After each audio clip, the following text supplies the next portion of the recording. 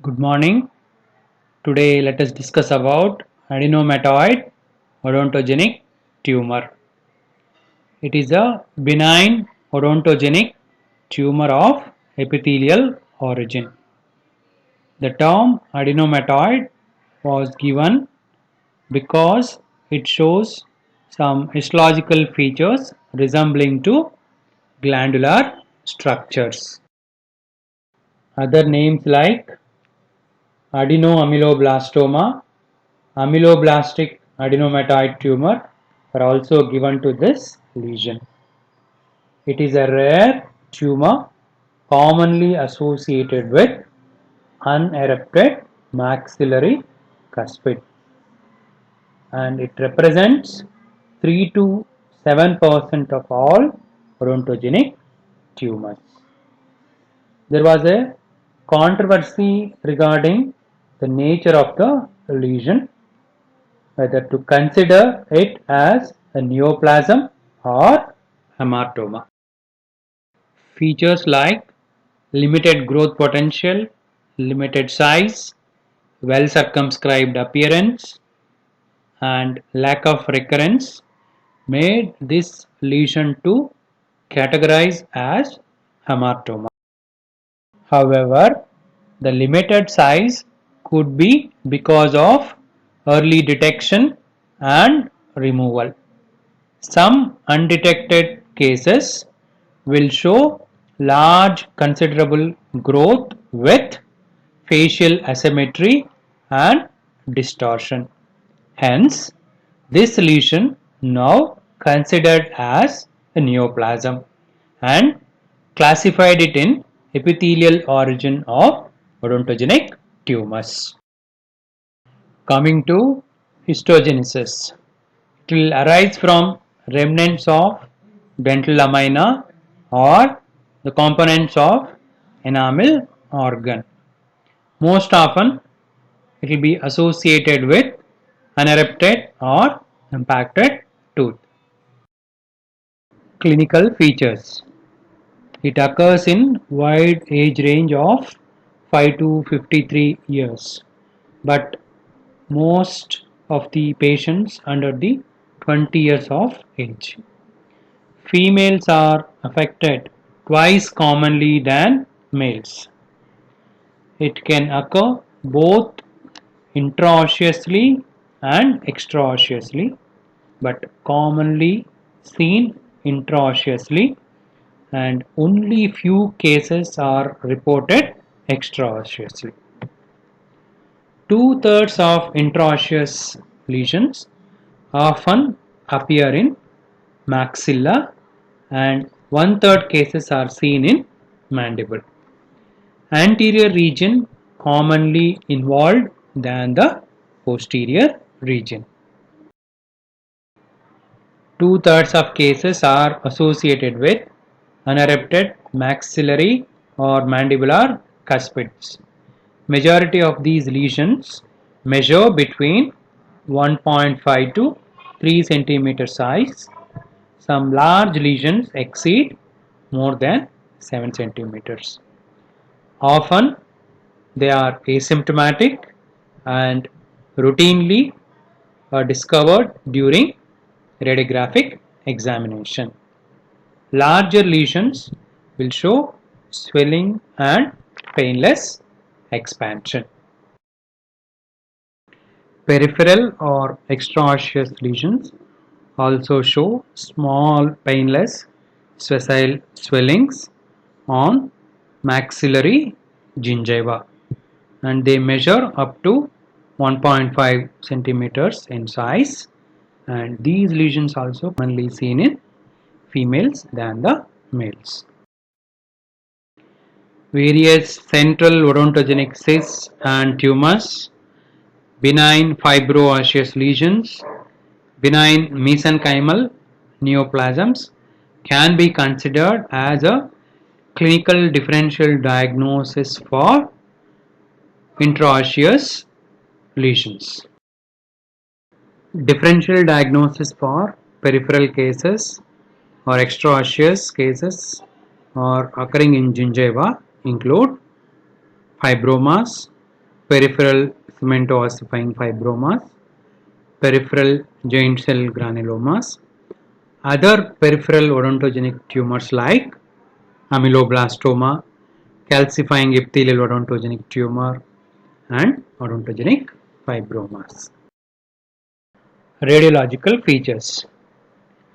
Follicular type of AOT shows pericoronal or juxtacoronal well demarcated unilocular radiolucency of involved tooth extends beyond a cemento-enamel junction at least one side. In a extrafollicular type, well delineated radiolucency seen between the roots of erupted tooth. Here it will not associated with unerupted tooth, wherein follicular type it will show association with unerupted tooth. These two radiographic pictures demonstrate well demarcated unilocular radiolucency involving unerupted maxillary, lateral incisor and canine. Multilocular radiolucency with scalloped borders are rarely seen. 65% of the cases show faint radioopaque foci within the radiolucent area. Sometimes eccentrically radioopaque areas also are noted. Divergent roots and displacement of teeth are more common than the root resorption. Maxillary cases show involvement of the orbit and the maxillary sinus. There will be a erosion in the cortical bone if the involvement of gingiva occurs. Histology. First, let us discuss about macroscopic or gross findings. It will appear as encapsulated soft spherical mass. The cut section show white to tan solid or variable amounts of cystic spaces. These cystic spaces vary in their size and filled with yellowish brown fluid or a semi-solid material. In this semi-solid material, sometimes we can find calcified masses. If we get intact specimen, it will show crown of an impacted tooth in a solid tumor mass or projecting into a cystic cavity. Microscopic features. This tumor is encapsulated with fibrous capsule of variable thickness. It is composed of multiple nodular structures having spindle-shaped columnar cuboidal epithelial cells. So these cells are arranged in various patterns. These include whorls, rosettes, sheets, ducts, strands. And these cells, they don't show any cytologic atypia. Scattered eosinophilic material, maybe hyaline droplets, is seen throughout the lesion, and it stains for amyloid. Different cells of the lesion can produce varying amounts of matrix that resembles to dysplastic dentin or dentinoid or osteodentin. Small foci of calcifications resembling to abortive enamel or cementum with concentric layers known as Lees-Gang rings are also noted in the lesion. The most distinctive microscopic feature of this tumor is the presence of duct-like structures. These are formed by the secretory activity of tumor cells. They contain single layer of columnar or cuboidal cells with nucleus polarized away from lumen.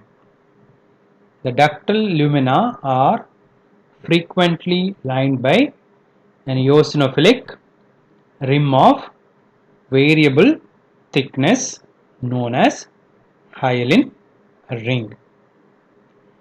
Between cell-rich nodules, various spindle-shaped, round and polygonal epithelial cells are seen. The supporting stroma appears loose, hypocellular and fibrovascular with prominent vascular component. This microscopic picture reveals nodular pattern of spindle-shaped cells, ductal cells and focal areas of calcifications. These pictures at a higher magnification shows various patterns including ducts, whorls, rosettes. Coming to treatment. Conservative surgical excision is the mode of treatment and the recurrence is very rare. Uniqueness in its clinicopathologic profile. Sometimes it is referred as two-thirds tumor because two-thirds of cases occur in maxilla, two-thirds occur in young women, two-thirds are associated with an unerupted tooth, two-thirds are seen in canine teeth. So with this, we complete adenomatoid odontogenic tumor. These are the references. Thank you.